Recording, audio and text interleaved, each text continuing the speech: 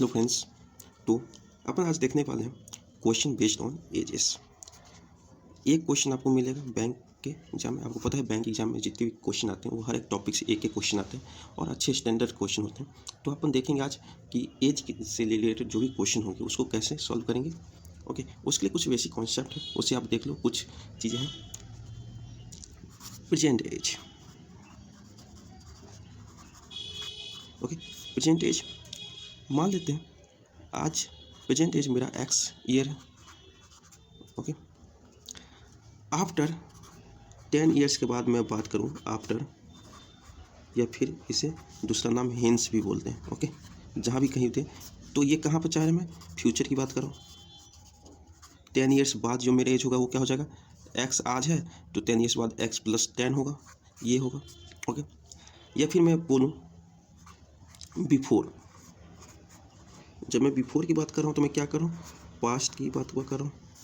Okay, या फिर एगो, ये तो 10, जब मैं 10 ईयर्स आफ्टर बोला तो x प्लस 10 हुआ। जब मैं 10 ईयर बिफोर बोलूँगा तो क्या हो जाएगा, x माइनस 10। मतलब मैं पास्ट में जा रहा हूँ, आज मेरा एज, प्रेजेंट में मेरा एज अगर x है तो 10 ईयर बिफोर मेरा एज क्या था, x माइनस 10 था। या 10 ईयर्स एगो मेरा एज क्या था, x माइनस 10 था। अगर ये मेरे को दिया हो x माइनस 10, ये मेरा एज 10 ईयर्स एगो में था, तो आज मेरा एज कितना हो जाएगा। इसमें क्या करेंगे अपन, x माइनस 10 में प्लस 10 ऐड करेंगे तो कितना अपना x हो जाएगा। ओके, या बोला जाए 10 ईयर्स आफ्टर मेरा एज x प्लस 10 है। ओके, 10 ईयर आफ्टर मेरा जो एज है वो x प्लस 10 है, तो प्रेजेंट एज क्या हो जाएगा, इसमें से क्या करेंगे माइनस 10 कर देंगे तो प्रेजेंट एज क्या हो जाएगा अपना x। ओके, जब मेरे को फ्यूचर में मतलब आफ्टर में मेरा एज गिवन हो तो मैं क्या करता हूँ, माइनस करके प्रेजेंट एज में आता हूँ। ओके, जब मेरा एज पास्ट में गिवन है या बिफोर करके गिवन है तो मैं क्या अपना प्रेजेंट एज लाने के लिए उसमें प्लस करता हूँ। और जब प्रेजेंट से मुझे फ्यूचर में जाना हो या आफ्टर में जाना हो तो मैं क्या करता हूँ, इसमें प्लस करता हूँ। और जब प्रेजेंट से मुझे पास्ट में जाना हो तो क्या करता हूँ, मैं प्रेजेंट एज में से जो जितना पास्ट में जाना होता माइनस कर लेता हूँ। ओके, तो यही इतना सही इसका कॉन्सेप्ट है। ओके, अब देखते हैं क्वेश्चन की मदद से अपने को सॉल्व कैसे करना है। देखो, ज़्यादातर इसमें जितने क्वेश्चन है वो रेशियो रिलेटेड रहेगा। अपने को दो एज का, दो लोग होंगे जिसके एज के रेशियो में अपने को गिवन रहेगा। मान लेते हैं एक्स एंड वाई दो लोग हैं, इसके एज का जो रेशियो है वो 3:2 है, इस तरह से गिवन रहेगा। ओके, जब रेशियो में अपने पास गिवन रहेगा तो सम, एक बार बोला जाएगा कि दोनों एक्स एंड वाई, इन दोनों का एज का सम है 5। एज का सम अगर 5 ये बता रहा है तो अपन क्या करेंगे, जो उस वक्त का जो रेशियो है उसका सम ले लेंगे और उसका रिलेशन निकालेंगे इस सम से। अगर बोला जाए दोनों के एज का डिफरेंस 10 साल है, ये अगर बोल दिया गया, ओके, एज का डिफरेंस 10 साल है तो अपन, और गिवन है अपने पास 3:2 इसका रेशियो है एज का, तो इस दोनों का रेशियो का अपन डिफरेंस लेंगे। रेशियो का डिफरेंस कितना होगा, एक रेशियो का डिफरेंस 1 है तो मतलब एक मतलब कितना हो जाएगा 10 ईयर्स। एक मतलब 10 ईयर्स, तो ये 3 मतलब क्या था 30 ईयर्स, और 2 मतलब कितना 20 ईयर्स। इस तरह से अपन सॉल्व करेंगे। जितने भी क्वेश्चन सॉल्व करेंगे वो सारे रेशियो से रिलेटेड होंगे। ओके, रेशियो बहुत ही इंपॉर्टेंट रोल यहाँ प्ले करेगा। ओके, चलो आ जाओ क्वेश्चन देखते हैं। क्वेश्चन अपना पहला है, पहला क्वेश्चन है a man's age is 3 times more than, ध्यान देना क्वेश्चन में क्या लिखा है, more than his son. Okay, एक आदमी है, मान लेते हैं फादर एंड सन। ओके, इसके एज का रेशियो अपने पास गिवन है, क्या है, a man's age is 3 times more than his son Rohit. बेटे का नाम है रोहित, तो मोर देन लिखा हुआ है तो मान लेते मेरा एज 1 है और इसमें मोर देन 3 करेंगे तो कितना हो जाएगा, 4 हो जाएगा ना।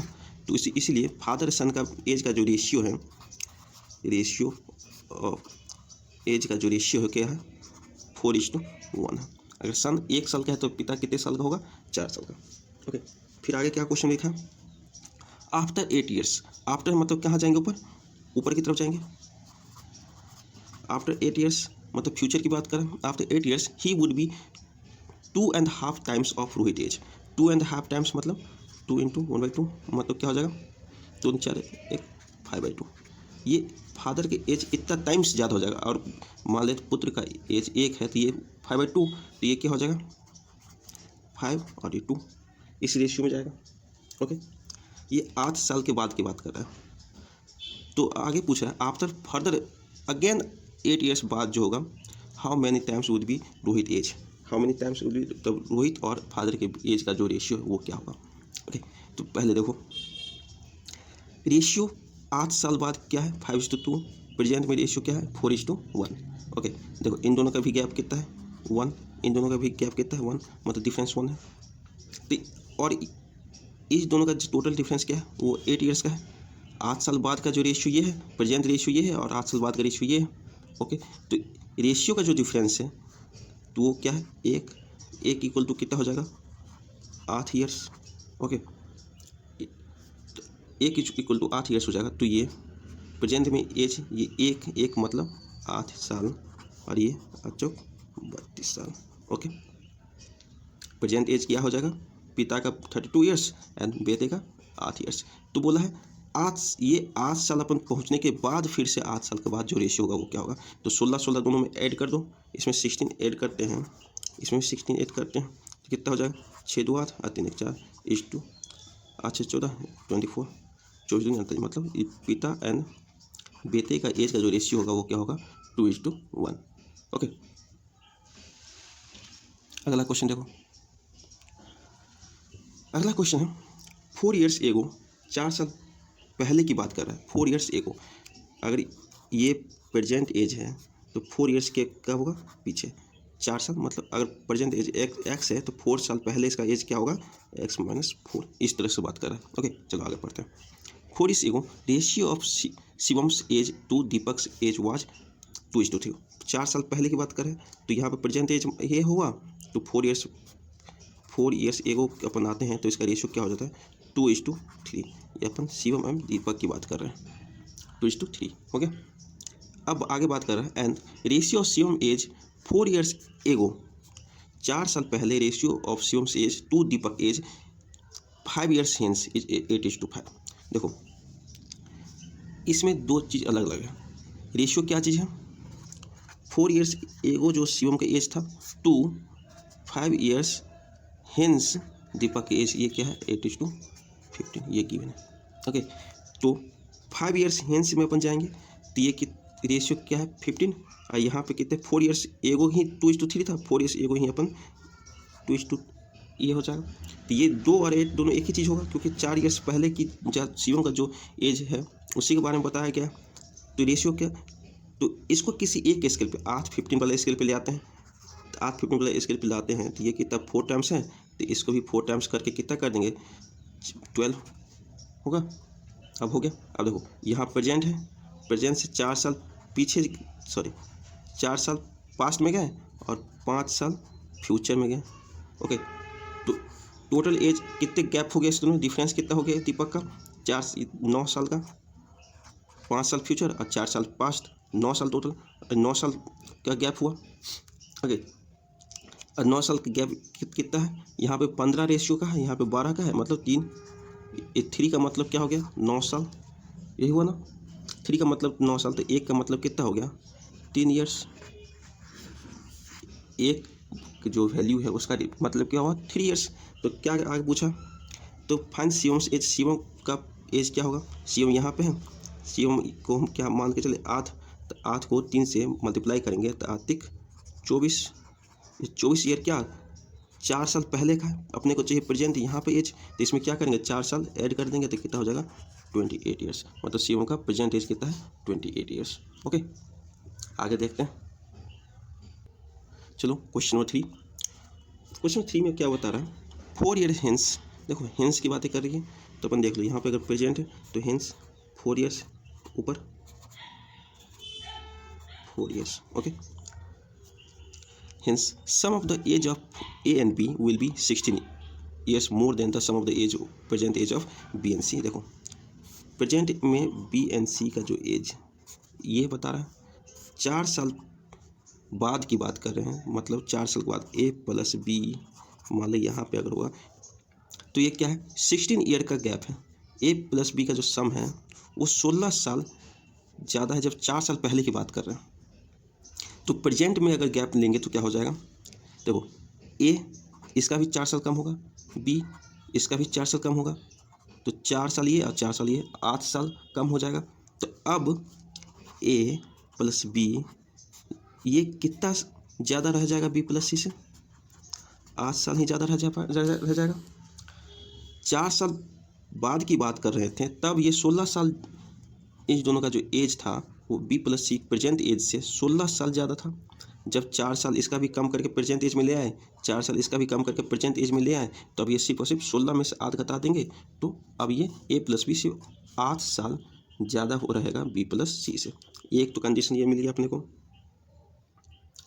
Okay, will be 6 more than the sum of the present age of B and C. Okay, अब बात करते हैं इफ़ 4 ईयर्स एगो, 4 ईयर्स एगो मतलब पीछे की तरफ पास्ट में जा रहा है, इधर sum of the age of A and C was 32। A and C का जो एज है 4 ईयर्स एगो, देखो यहाँ पे ए एंड सी ये क्या बता रहा है 32 बता रहा है कितना 4 ईयर्स एगो। जब सम ऑफ 4 साल पहले दोनों का एज का सम 32 है, तो प्रेजेंट में अगर इसको उठा के लाएंगे तो 4 साल इसका भी प्लस हो जाएगा और 4 साल इसका भी प्लस हो जाएगा, टोटल सम कितना इसमें जुड़ जाएंगे 8। तो ए प्लस सी इक्वल टू कितना हो जाएगा 40। ओके, तो यहाँ से देखो बी से बीच खत्म हो गया, ए माइनस सी कितना हो गया 8। अब दोनों को ऐड करो तो 2a इक्वल टू 48। ए का प्रेजेंट एज कितना हो गया 24। ए कितने साल का है 24 साल का। अपने को क्या चाहिए सी, तो सी चाहिए, तो इसमें से 40 में से 24 हटा दो तो सी हो जाएगा 16 ईयर्स। ओके, तो इस तरह से सॉल्व करिए। चलो आगे देखो। इन 10 ईयर्स मतलब 10 सालों में A will be twice as old as B was 10 years ago. देखो आज की बात करें, 10 साल बाद की बात करें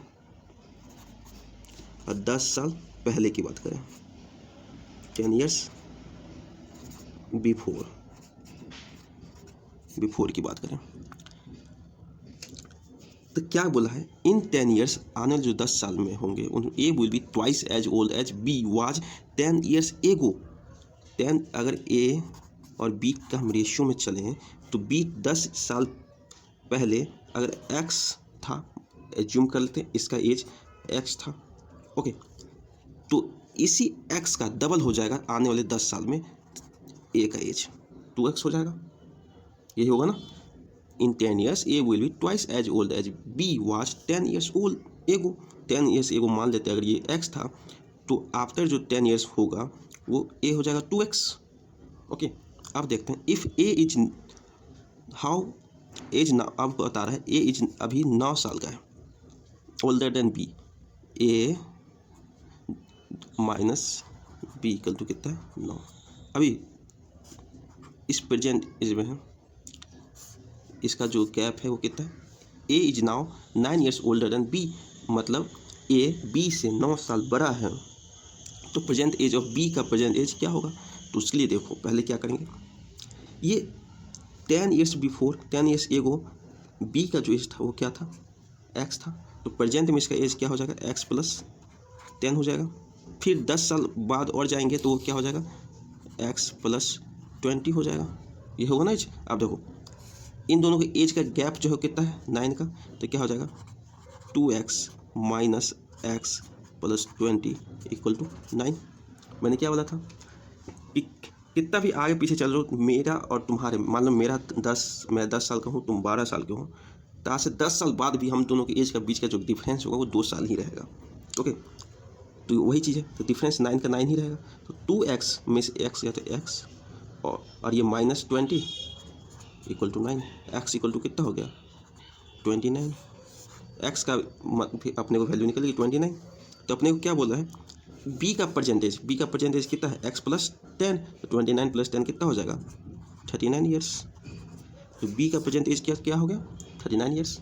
ओके, इसी तरह से अपने को क्वेश्चन सॉल्व करनी है। आज के लिए इतना ही, फिर कभी और किसी नए टॉपिक के साथ अपन मिलेंगे, तब तक साइनिंग आउट।